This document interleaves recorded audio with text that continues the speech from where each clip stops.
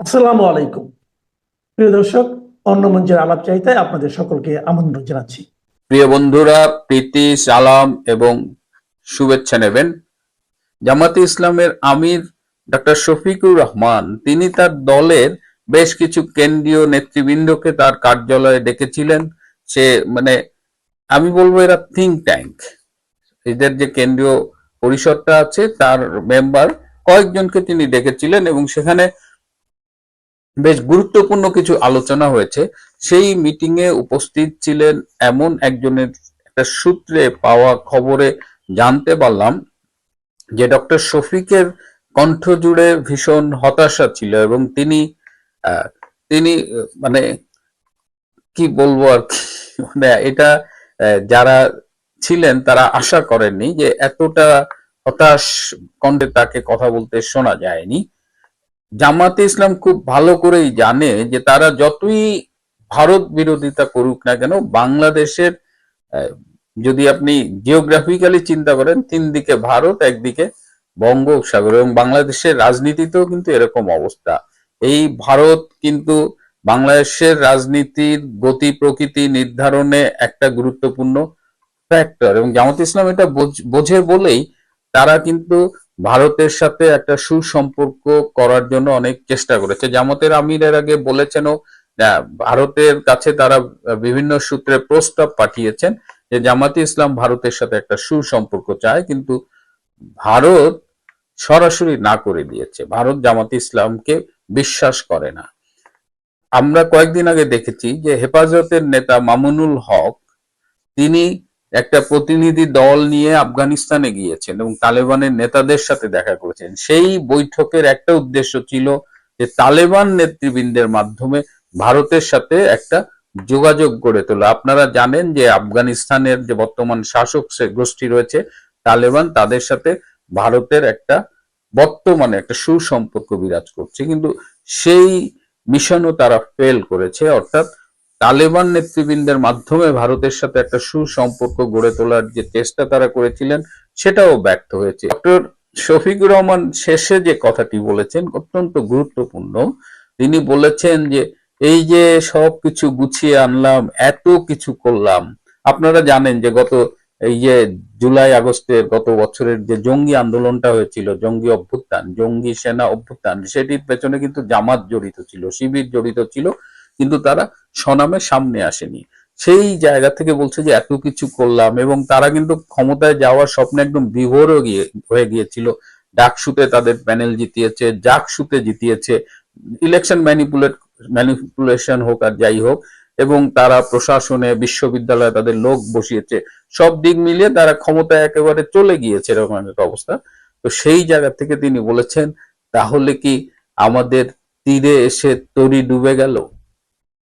প্রিয় বন্ধুরা, এই শেষ বাক্যটার মধ্যে অনেক কিছু রয়েছে। আপনারা চোখ কান খোলা রাখুন। এই মাসটা বাংলাদেশের রাজনীতিতে, বাংলাদেশের রাজনীতির গতি প্রকৃতি এবং বাংলাদেশের ভবিষ্যৎ নির্মাণ, ভবিষ্যৎ কোন দিকে যাবে, ভবিষ্যৎ নির্ধারণের জন্য অত্যন্ত গুরুত্বপূর্ণ একটা মাস। গতকালই আমি বলেছিলাম, এটা উল্লেখ করেছিলাম মৃদুভাবে, যে আমাদের ডক্টর ইউনূস তিনি ইরানে যাওয়ার জন্য একটা সুযোগ সুবিধা খুঁজছিলেন। কারণ আপনার এই বিমস্টেক সম্মেলনে যখন ইরানের প্রতিনিধি এসেছিলেন, ওদের বিদেশমন্ত্রী, সেই সময় ডক্টর ইউনূস একটা সাইডলাইন বৈঠক করেছিলেন। বৈঠক করে তিনি বলেছিলেন যে আপনার দেশের বাসিন্দা হতে আমি ইচ্ছুক। আমি খবরও করেছিলাম। এখন ইরানের যে অবস্থা, সেই বিষয়ে বলেছিলাম ভবিষ্যতে কিন্তু ইরান খুব একটা সেফ থাকবে না। ডক্টর ইউনূস, আপনি যাচ্ছেন কোথায়? মানে আপনার পরিকল্পনা যেটা, সেটা বাস্তবায়ন হবে না। গতকালকে আমি বলেছিলাম যে ইরানের অবস্থা খুব খারাপ। আজকের কাগজে এইটা বেরিয়েছে, উত্তাল ইরানে বাড়ছে মৃত্যু, হুঁশিয়ারি ট্রাম্পের। কি লিখছে শুনুন। তেহরান 2 জানুয়ারি, আরো একবার প্রতিবাদ আন্দোলনে উত্তপ্ত ইরান। গত কয়েকদিনের বিক্ষোভে ইতিমধ্যে প্রাণ গিয়েছে 7 জনের। নিহতদের মধ্যে রয়েছে নিরাপত্তা বাহিনীর এক সদস্য। সাধারণ মানুষের ওপরে ইরান সরকারের বল প্রয়োগ করলে তার ফল ভালো হবে না বলে সমাজ মাধ্যমে হুঁশিয়ারি দিয়েছেন আমেরিকান প্রেসিডেন্ট ডোনাল্ড ট্রাম্প। তবে দেশের আভ্যন্তরীণ বিষয়ে হস্তক্ষেপ করলে তারাও চুপ করে বসে থাকবে না বলে ট্রাম্পকে পাল্টা হুমকি দিয়েছে তেহরানও। 2022 সালে পুলিশি হেফাজতে মাসা আমিনি নামে তরুণীর বিক্ষোভের পরে হিজাব বিরোধী আন্দোলন উত্তাল হয়ে উঠেছিল আয়াতুল্লাহ খামেনির দেশ। নিরাপত্তা বাহিনীর সঙ্গে বিক্ষোভকারীদের দফায় দফায় সংঘর্ষে মৃত্যু হয়েছিল সেই সময়তে 550-ও বেশি মানুষের। 3 বছর পর ফের রাস্তায় নেমেছেন ইরানের সাধারণ মানুষ। তবে এবারের ক্ষোভের মূল কারণ সম্পূর্ণ ভিন্ন। মূল্যবৃদ্ধি, বেকারত্ব, পানীয় জলের প্রবল সংকট গত কয়েক মাস ধরেই ভুগছেন স্থানীয় মানুষেরা। বিদায়ী বছরের শেষ কয়েকদিনে সেই ক্ষোভই ফেটে পড়তে দেখা গিয়েছে ইরানের রাস্তায়। এখানে একটু বলে দিই, আপনাদের হয়তো মনে আছে ইরানে হিজাবের বিরুদ্ধে বিক্ষোভ দেখাতে গিয়ে এক তরুণী তিনি প্রকাশ্য তেহরানের রাস্তায় হিজাব ছিঁড়ে ফেলে মাথার চুল কেটে ফেলেন। সেই অপরাধে এই মাসাহা যে আছেন তাকে ফাঁসি দেওয়া হয়। তুলে নিয়ে গিয়ে পুলিশি হেফাজতে ফাঁসি দেওয়া হয়েছিল। এতটাই একেবারে সরকার এরকম যে আইন আদালতের কোনো ধার ধারে না, পুলিশি হেফাজতে তাকে ফাঁসি দিয়ে দিল, গলায় দড়ি দিয়ে ঝুলিয়ে দিয়ে বেড়ে দিয়েছে। এখন ওইটা যখন সমাজ মাধ্যমে মারফত বেরিয়ে পড়ে, খবর তো চেপে রাখা হয়েছিল, সব দেশেই খবর চেপে রাখার চেষ্টা হয়, ইরানও চেপে রেখে দিয়েছিল। এবার সমাজ মাধ্যমে যখন ওই খবরটা বেরিয়ে পড়ে তখন একবার দলে দলে মানুষ বেরিয়ে পড়ে। সেই সময়তে একবার আনরেস্ট একটা তেহরান হয়ে ওঠে, সেখানে গুলি টুলি চললে পরে 550-এরও বেশি মানুষ মারা যায়। কিন্তু এবারের ঘটনাটা একটু অন্য। এবারে ইরানের এই 3 বছর পর ইরানের ওপর স্যাংশন রয়েছে। ভারত ইরান থেকে এখন কম তেল নিচ্ছে, কারণ রাশিয়া থেকে তেল বেশি নিচ্ছে পুতিনের সঙ্গে করার পর, আলোচনার পর। ফলে চীন যতটুকু নিচ্ছে, বাকিটা ইরান কোথাও বেচতে পারছে না। এখন ডলারের প্রচন্ড সংকট। এখন ইরানের $1 কিনতে গেলে মানুষকে গুনতে হচ্ছে 1.42 মিলিয়ন আপনার রিয়াল। ভাবুন 1.4 1,40,000 মতো রিয়াল দিলে তবে $1 পাওয়া যাচ্ছে। মুদ্রাস্ফীতি এই জায়গায় গিয়ে পৌঁছেছে, 256% মুদ্রাস্ফীতি। ভাবা যায় মানুষ খাবে কি? তাই লেখা হচ্ছে এখানে 28শে ডিসেম্বর রাজধানী তেহরান থেকে শুরু হয় প্রতিবাদ আন্দোলন। এরপরে তা ছড়িয়ে পড়ে আলবোর্জ, কামরান শাহ, মারকাজি, এসপাহান, হামেদানের মতো এলাকায়। মূলত বিভিন্ন বাজারের ব্যবসায়ীদের থেকেই শুরু হয় এই প্রতিবাদ বিক্ষোভ। পরে তাতে যোগ দিয়েছেন পড়ুয়া থেকে শুরু করে সাধারণ মানুষও। ডলারের নিরিখে রিয়ালের মান তলানিতে গিয়ে ঠেকেছে রিয়াল। ফলে চূড়ান্ত অর্থনৈতিক বিপর্যয়ের মুখে দাঁড়িয়ে গোটা দেশ।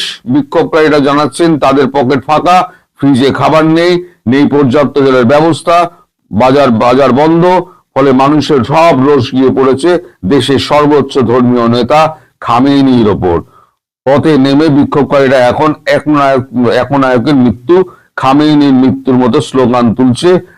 মাসুদ পেজেশকিয়ান, যিনি প্রেসিডেন্ট, সরকারের দিকে আঙুল তুলে কেউ বলছেন আপনাদের লজ্জা হওয়া উচিত। এই বিক্ষোভকে সমর্থন জানিয়ে বার্তা দিয়েছেন ইসরায়েলের মোসাদ বাহিনী। ইসরায়েলের সামরিক বাহিনীর এক রেডিও বার্তায় ফরাসি ভাষায় ইরানের আন্দোলনকারীদের প্রতি বলা হয়েছে, একসঙ্গে তোমরা রাস্তায় বেরোর সময় এসে গিয়েছে, আমরা তোমাদের সঙ্গে আছি। এই যে ঘিটা ঢালছে না আগুনে, সেটা আসলে করছে আমেরিকা। এর পেছনে জেনে রাখবেন, এর পেছনে আবার একটা রেজিম চেঞ্জের গল্প আছে। প্রথমে হলো পাকিস্তান, তারপর তার আগে শ্রীলঙ্কা, তারপর বাংলাদেশ, ঠিক এইভাবেই সিরিয়া হয়েছিল, এইভাবেই লেবানন হয়েছিল, এবার গিয়ে পড়লো ইরান। দেখলে ইরানকে তো এমনি মারা যাবে না, তাই আমেরিকা কি করলো? আমেরিকা তার দোসর ইসরায়েলকে লাগিয়ে দিয়েছে, তোমরা ওর পেছনে লেগে পড়ো, রেজিম চেঞ্জ করতে হবে, এই আমাদের খামেনি তাকে দেশ ছাড়া করতে হবে। তা এই এখন পুরো ঘিটা ঢালছে ইসরায়েল, যে তোমরা মারো, আমরা তোমাদের সঙ্গে আছি, রাস্তায় বেরো। আর এদিকে হুঙ্কার দিচ্ছেন ডোনাল্ড ট্রাম্প। তারপরে লিখছেন, পরিস্থিতি সামাল দিতে বছরের শেষ দিনে আচমকা ছুটির ঘোষণা করে দেয় সরকার, কিন্তু তাতেও বিক্ষোভ দমন করা যায়নি। উল্টে ইংরেজি নতুন বছরের শুরু থেকে আরো জোরদার হয়েছে আন্দোলন। আমদানি বাড়াতে দেশের অস্ত্র ভান্ডার থেকে বিভিন্ন যুদ্ধাস্ত্র, ক্ষেপণাস্ত্র বিক্রির কথা ঘোষণা করেছে সরকার, কিন্তু কিনবে কে? কারণ স্যাংশন আছে, তো কোনো দেশ তো কিনতে চাইবে না। সেই সঙ্গে কঠোর হাতে বিক্ষোভ দমনে নেমেছে ইরানের নিরাপত্তা বাহিনীও। গত দুদিনে লোরদেগান, আজনা, লোরেস্তান, ফুলাদ শহর, বখতিয়ারি এলাকা থেকে মৃত্যুর খবর এসেছে। বাসিজ এলাকায় আবার বিক্ষোভকারীর হাতে মৃত্যু ঘটেছে রেভলিউশনারি গার্ড ভলেন্টিয়ারের সদস্য 21 বছরের এক তরুণ। এই পরিস্থিতিতে তেহরানকে হুঁশিয়ারি দিয়ে রেখেছেন মার্কিন প্রেসিডেন্ট ডোনাল্ড ট্রাম্প। সমাজ মাধ্যমে তিনি লিখেছেন, যদি শান্তিকামী বিক্ষোভকারীদের উপরে ইরান গুলি চালায় বা হিংসা ছড়ায়, তাহলে আমেরিকা ইরানের সাধারণ মানুষকে রক্ষা করবে। জানিয়ে রাখতে চাই যে আমরাও বন্দুকে গুলি ভরে তৈরি আছি। যদি খামেনি এক শীর্ষ উপদেষ্টা আলী শামখানি ট্রাম্পের হুঁশিয়ারির জবাবে খোঁচা দিতে গিয়ে ইরান এবং আফগানিস্তান থেকে আমেরিকার সেনা প্রত্যাহারের প্রসঙ্গ তুলেছেন এবং বলেছেন উচিত জবাব দেওয়া হবে। এই হচ্ছে সাম্প্রতিক ইরানের অবস্থা, যেটা গতকালকে আমি ছুঁয়ে গেছিলাম, আজকে কাগজেও এটা বেরিয়ে গেছে, আপনাদের চোখের সামনে আমি দেখিয়ে দিলাম যে এই হচ্ছে অবস্থা ইরানের। ফলে আর একটা বাংলাদেশ তৈরি হতে যাচ্ছে ইরান। আর সেক্ষেত্রে দখলদার কে থাকবে? দখলদার থাকবে পুরো আমেরিকা এবং তার সঙ্গে হচ্ছে ইসরায়েল। এই যে ইসরায়েল আর ইরান দুজনের মধ্যে যে সম্পর্ক, যুদ্ধের সম্পর্ক, সেই সম্পর্ক থেকে বেরিয়ে আসার জন্য মানে ওই খামেনিকে সরালে পরে সমস্ত সম্পর্ক বেরিয়ে আসবে, ঠিক হয়ে যাবে। এবং ইরানের যে সাধারণ মানুষ, তাদেরকে পুরো খেপিয়ে দেওয়া হয়েছে, সমস্ত মানে অর্থনীতিটার 12টা বাজিয়ে দিয়ে। কারণ স্যাংশন যদি 79 থেকে স্যাংশন চলছে, আপনি বলুন, একটা দেশ শুধু তেলের উপরে বেঁচে আছে, সেই তেলটা কেনার কোনো লোক নেই, যুদ্ধাস্ত্র কেনার কোনো লোক নেই, তাহলে সেই দেশটা বাঁচবে কি করে? একদিন ভারত সাহায্য করেছে, কিন্তু পরিবর্তিত পরিস্থিতিতে ভারতও বুঝতে পেরেছে বেশি দিন ইরানের সঙ্গে থাকা যাবে না। যদি ইরানের সঙ্গে থাকি তাহলে পরে ইসরায়েল আমার বন্ধু হিসেবে ইসরায়েল আমার হাত ছেড়ে দেবে। সবই কূটনীতির খেলা।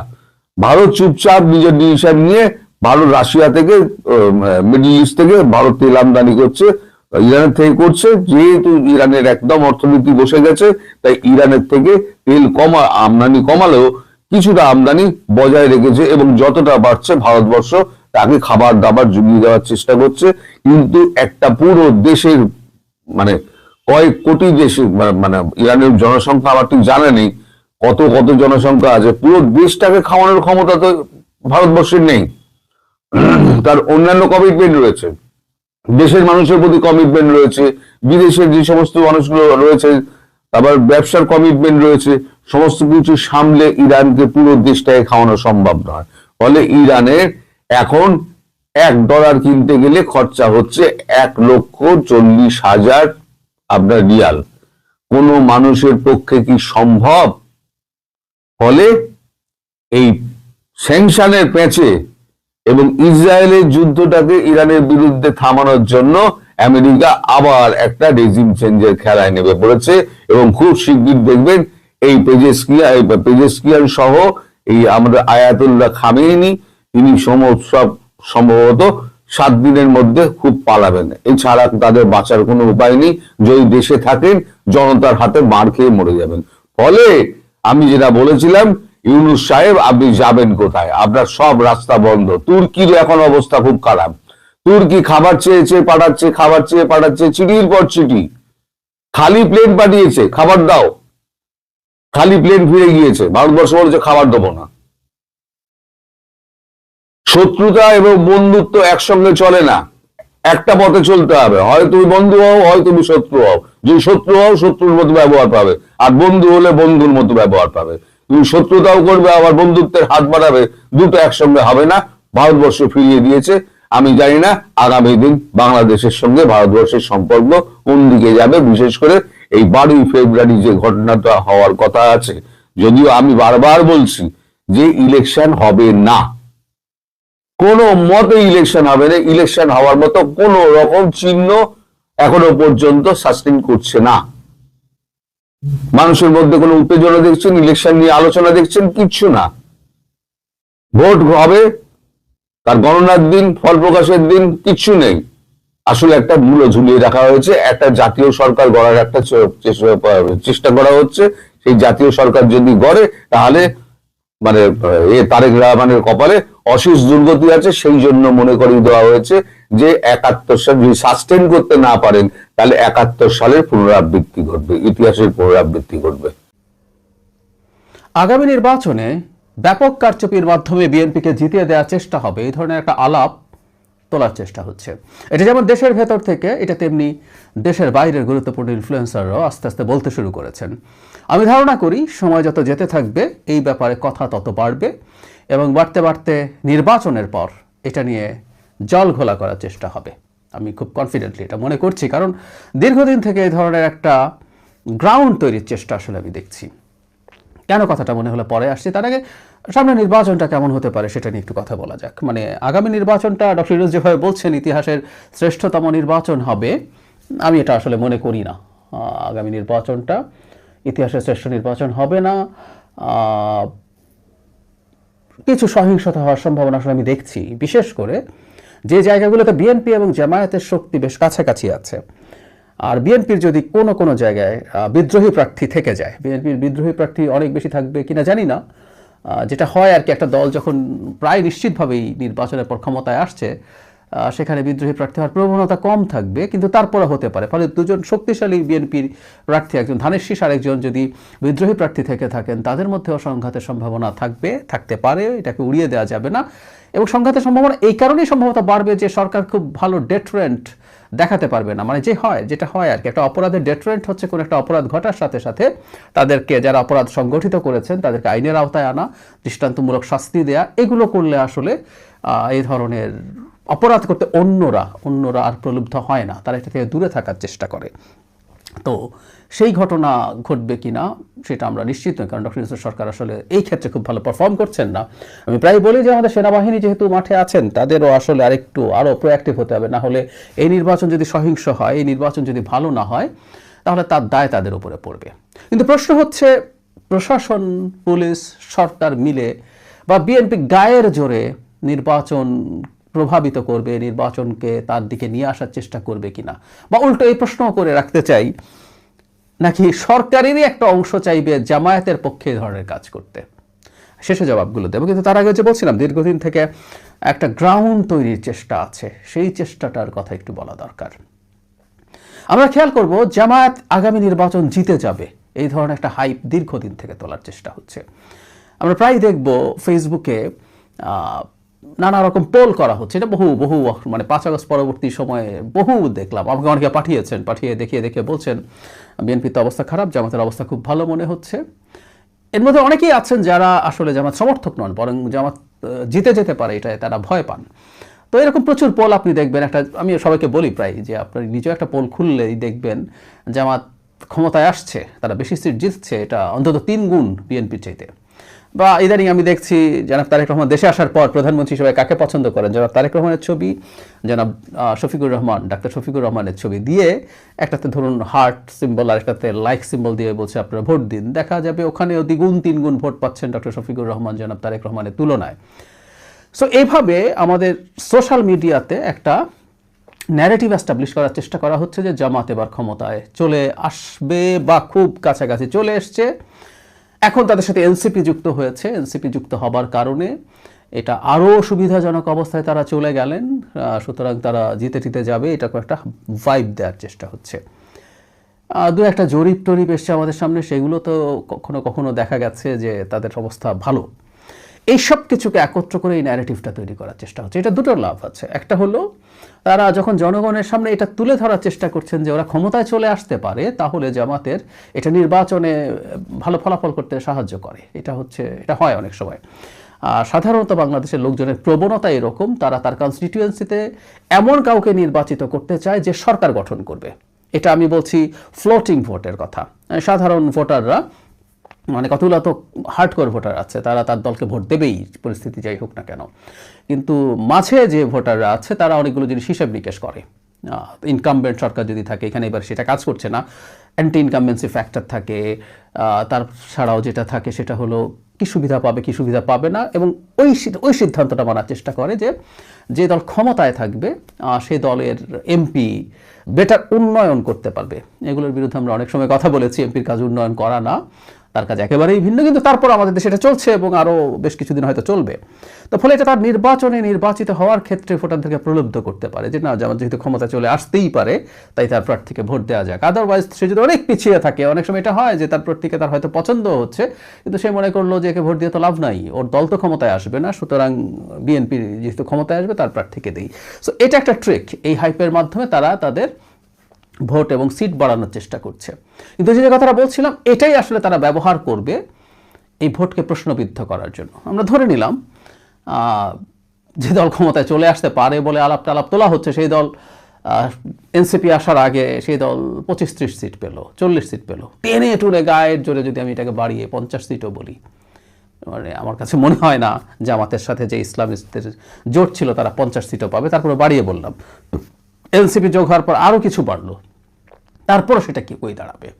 কিন্তু ওই যে ন্যারেটিভ আছে, ও জিতে যেতে পারতো। এখন যদি 50-60 সিটও এনসিপি সহ পেয়ে যায়, আমি মনে করি না এনসিপি সহ যে জোট হয়েছে এটাও এই পরিমাণ সিট পাবে, তারপরও ধরে নিলাম যে এটা পেলেও দেখা যাবে এটা তার জন্য অনেক ভালো ফলাফল। কিন্তু তারপরও তারা আসলে ওই হাইপের তুলনায় মানুষের কাছে বলবে আমাদের তো জিতে যাওয়ার কথা ছিল, আমরা অর্ধেকের কম সিট পেয়ে গেলাম, বা অর্ধেকের কম সিট দেয়া হলো, বিএনপির পক্ষে প্রশাসন পুলিশ সহ সবাই কাজ করেছে বলে কারচুপি হয়েছে, তাই আমাদের ফল এরকম হয়েছে। এটার মাধ্যমে নির্বাচনের পরপরই একটা অস্থির পরিস্থিতি তৈরির চেষ্টা করা হতে পারে বলে আমি মনে করি। এটাকে আমি একদম সুনির্দিষ্ট পরিকল্পনা দেখছি, এবং এই পরিকল্পনার ব্যাপারে আমার মনে হয় বিএনপির সতর্ক থাকা উচিত।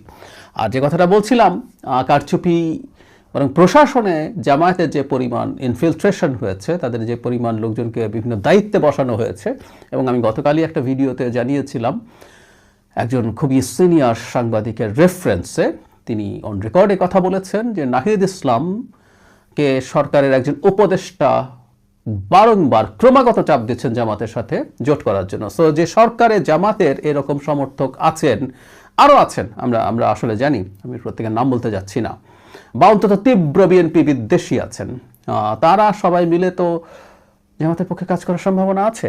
বরং কারচুপি জামাতের পক্ষে হওয়ার সম্ভাবনাই আমি দেখছি, কিন্তু বিএনপির পক্ষে কারচুপি হতে পারে, এই সংখ্যার একটা হিসাব নিকাশ দেখিয়ে সেই গ্রাউন্ড প্রস্তুত করা হচ্ছে।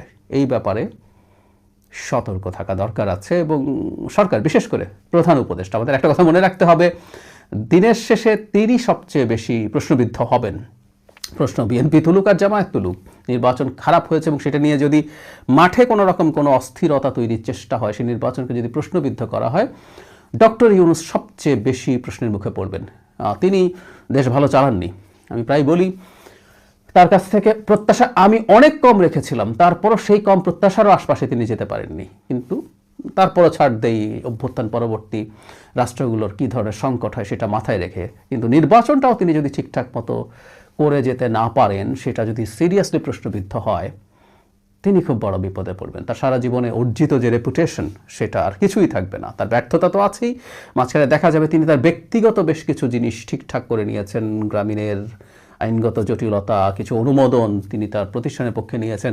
দিনের শেষে তখন মনে হবে তিনি সর্বোচ্চ রাষ্ট্রীয় দায়িত্বে বসে আসলে নিজের এই কাজগুলো করেছেন, রাষ্ট্রের জন্য তেমন কিছু করে যান নাই। সেজন্য আমি মনে করি ডক্টর ইউনূসের সরকার এই ব্যাপারে যেন খুব ভালোভাবে সতর্ক থাকেন, এবং নির্বাচনে প্রত্যেকটা ক্ষেত্রে ট্রান্সপারেন্সি যাতে জনগণের সামনে স্পষ্ট হয়, এটা খুব জরুরি। জনগণের সামনে ট্রান্সপারেন্সি যদি স্পষ্ট করা যায়, তখন কেউ এই রকম নানা রকম অভিযোগ, কারচুপি, আমরা একসময় সূক্ষ্ম কারচুপি, স্থূল কারচুপির কথা শুনতাম, সেগুলো থেকে এগুলো বলার চেষ্টা হতে পারে, কিন্তু সেগুলো জনগণ বিশ্বাস করবে না। ডক্টর ইউনূসের মনে রাখা দরকার যে তিনি এই দায়িত্বে এসে আসলে অনেক কিছু অর্জন করার ছিল না, কিন্তু তার হারানোর অনেক কিছু আছে। অলরেডি তিনি অনেক কিছু হারিয়েছেন। আর এখন নির্বাচনটা যদি খুব খারাপ হয় এবং এই ধরনের পরিস্থিতি যদি তৈরি করার চেষ্টা করা হয়, সেটা তার রেপুটেশন একেবারেই ধ্বংস করে দেবে। বেচারা হাসনাত আব্দুল্লাহ এতদিন আস্তে আস্তে আস্তে আস্তে তৈরি করা তাদের ঘর পাশের ঘরের মতন এখন ঝরে পড়ার মতো অবস্থা। একে একে তাদের এতদিনের বিশ্বস্ত, শুধুমাত্র দল গঠনের আগে শেখ হাসিনা বিরোধী আন্দোলন সব সময় পাশে থাকা মানুষগুলো হাসনাতদের ছেড়ে চলে যাচ্ছে। এই সময়ে তারা হাতে বেড়ে খড়কুটো ধরে বেঁচে থাকার মতো করে চেষ্টা করছে জামাতকে আঁকড়ে ধরে তাদের নিজেদের রাজনৈতিক অস্তিত্বটা ন্যূনতম টিকিয়ে রাখে। তবে আমি আপনাদেরকে আবারও বলি, রিপিট করি, যে বাংলাদেশে এনসিপি নামে কোনো রাজনৈতিক দল টিকে থাকা এটা কোনো যুক্তিতে খাটে না।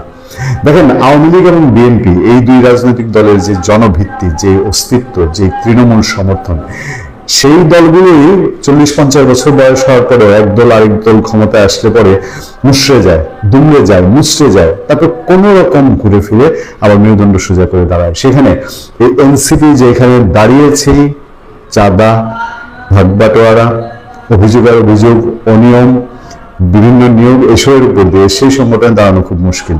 যাক, হাসনাত আব্দুল্লাহর 1-2টি মন্তব্য ধরে আমাদের আজকের আলোচনা। আমি জানি না যে আজকে যদি বিএনপির সঙ্গে হাসনাত আব্দুল্লাহদের জোট হতো, তাহলে হাসনাত আব্দুল্লাহরা এখন কোন মুখে কোন সুরে কথা বলতেন। মনে হচ্ছে প্রশাসন বিএনপির দিকে ঝুঁকে গেছে হাসনাত আব্দুল্লাহ। আচ্ছা, এটা বুঝতে কোনো বাকি থাকে? বাংলাদেশে আওয়ামী লীগ নেই, আওয়ামী লীগ বিহীন যত যাই বলেন জামাতের একটা সমর্থক গোষ্ঠী, কিন্তু মাস পিপল অথবা মাস সেন্টিমেন্ট যদি বলেন, সেটা কার দিকে? আমার তো ধারণা যে ইলেকশনের সময় বিএনপিকে বলতে হবে না, তারেক রহমান সাহেব দেশে আসছেন, বলে দিবেন ডিসি সাহেব, এসপি সাহেবরে, এই আমার ভোট তুমি ইয়েতে ভরো, বাক্সে ভরো, এরকম কোনো অর্ডার দেওয়ার বিএনপির প্রয়োজন পড়বে না। যে নর্দের যে তারা খুব জনপ্রিয়তার ঢল নেমে করছে তা না, অটোমেটিকলি প্রশ্নের একটা অতি উৎসাহী অংশ আছে, ওই অংশটা বড় মাপের।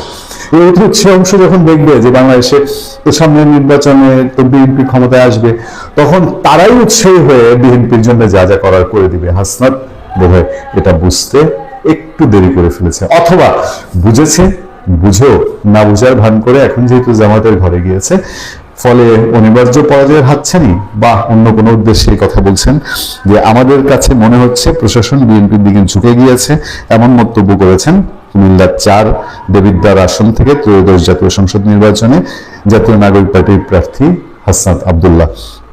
তিনি ওখানে একটা প্রোগ্রামে এই কথা বলছিলেন, যাচাই বাছাই শেষে নিজের মনোনয়নপত্র যাচাই বাছাই শেষে বলছেন, গণঅভ্যুত্থান পরবর্তী সময় প্রশাসনের নির্মোহ, বস্তুনিষ্ঠ, নিরপেক্ষ যে আচরণ আমরা প্রত্যাশা করি, সেটা নিয়ে শঙ্কার সৃষ্টি হয়েছে। এখানে এসে নির্বাচনের প্রশাসন কতটা নিরপেক্ষ থাকবে সেটা নিয়ে আমি শঙ্কা প্রকাশ করছি। ভাই, আপনার শঙ্কা প্রকাশ করেছিল, আপনাদের পক্ষে থাকলে তখন তিনি নিরপেক্ষ বলেন। ওই যে ডিসি সাহেবরা যখন আপনার চাঁদপুর থেকে এনসিপির যাত্রা শুরুর দিন গাড়ি পাঠায়, তখন তো বলেন না যে এটা নিরপেক্ষ হচ্ছে না। এনসিপি নেতা হাসনাত আব্দুল্লাহ জানান, বিএনপি মনোনীত প্রার্থী মঞ্জুরুল হাসান মুন্সির বিরুদ্ধে ব্যাংকের ঋণ খেলাপের অভিযোগ রয়েছে। তিনি বিগত সময়ে একাধিক আর্থিক প্রতিষ্ঠান থেকে লোন নিয়েছেন, মানে প্রতিপক্ষের উপর। এনসিপির খুব দেখলাম যে প্রতিপক্ষের মনোনয়ন বাতিলের জন্য খুব, এটা কি শেখ হাসিনা যে 14 নির্বাচনে যে একটা উৎসাহ দিয়ে গেছেন যে অটো পাস, এইটার কোনো আগ্রহ তৈরি হলো কিনা? আচ্ছা, কতিপয় রাজনৈতিক দল প্রশাসন ও পুলিশকে নিয়ন্ত্রণ করতে চায় বলেও মন্তব্য করেন হাসনাত আব্দুল্লাহ। তিনি বলেন, জুলাই গণঅভ্যুত্থান পরবর্তী সময় বিভিন্ন স্থানে হামলা হয়েছে, আমরা দেখেছি প্রকাশ্যে হাদি ভাইকে গুলি করে হত্যা করা হয়েছে, স্পষ্ট প্রমাণ থাকার পরও এখন পর্যন্ত প্রশাসন দৃশ্যমান কোনো পদক্ষেপ নেই। আচ্ছা, এখানে আবার একটা কাহিনী ঘটেছে, একটু মপ্তরির চেষ্টা বলবো কিনা। কুমিল্লা 4 আসনে বিএনপি মনোনীত প্রার্থী মঞ্জুরুল আহসান মুন্সি হলফনামায় তথ্য গোপন করেছেন, এমন অভিযোগ তোলেন জাহাঙ্গীর আলম নামের এক ব্যক্তি। জাহাঙ্গীর আলম হাসনাত আব্দুল্লাহর অনুসারী বলে জানা গেছে। শুক্রবেলা 2:50 বিএনপি প্রার্থী মনোনয়ন যাচাই বাছাইয়ের সময় এ নিয়ে রিটার্নিং কর্মকর্তা সহ বিএনপি প্রার্থীর লোকজনের সঙ্গে হাসনাত আব্দুল্লাহ ও তার আইনজীবী বাহাসে জড়িয়ে পড়েন। তারপর অবশ্য জিনিসটা সমাধান হয়েছে।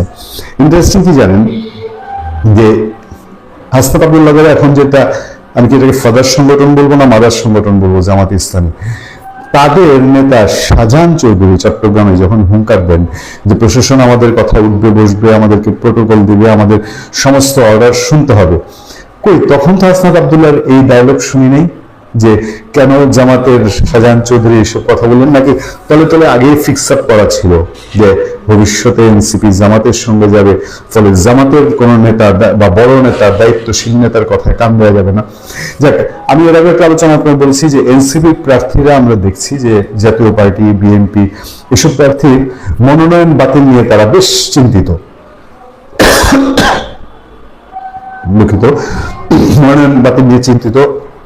দেখেন, সীমানা বাতিল নিয়ে রুমিন ফারহানার সাথে লেগেছিল ইলেকশন কমিশন। এরপরে সারা দেশে আমরা দেখলাম যে শামীম হায়দার পাটোয়ারি, বেস্টার ইসলাম মাহমুদ, ইভেন রংপুরে নাসিরুদ্দিন পাটোয়ারি নিজে বিএনপি প্রার্থী, জাতীয় পার্টির প্রার্থীর বিরুদ্ধে কমপ্লেন নিয়ে মাঠে নেমে পড়েছে, প্রশাসনকে তিনি শক্ত কমপ্লেন করেছেন। কমপ্লেনের ধারা কি? তারা ফেসিবাদের দোষক। মানে তারা কি ইলেকশন করতে এখনই ঘাবড়ে যাচ্ছে, ভয় পাচ্ছে যে আমরা ইলেকশন যদি করি জাতীয় পার্টি বা বিএনপির কাছে আমাদের ঠাই হবে কিনা। আজকে এই এনসিপি 1.5 বছরে কি তাদের অর্জন আছে, এটা আমি আমাকে একটু কাইন্ডলি আপনারা কমেন্টে বুঝিয়ে বলবেন যে অর্জনের ভিত্তিতে এই এনসিপি 1.5 বছরের অর্জন আমি বলছি, মানে শেখ হাসিনা পরবর্তী অর্জন, সেই রকম অর্জনের ভিত্তিতে একটু জানতে চাই যে এই অর্জনটার কারণে এই ছেলেদেরকে আমাদেরকে ভোট দিতে হবে, নাকি এই কোথাও ভর করা ছাড়া ভোট করলে তারা একেবারেই ঝরে পড়বে, এটাই হচ্ছে তার লক্ষণ। ভালো থাকবেন, সুস্থ থাকবেন। আপনার সাথে আমি আতিক রহমান।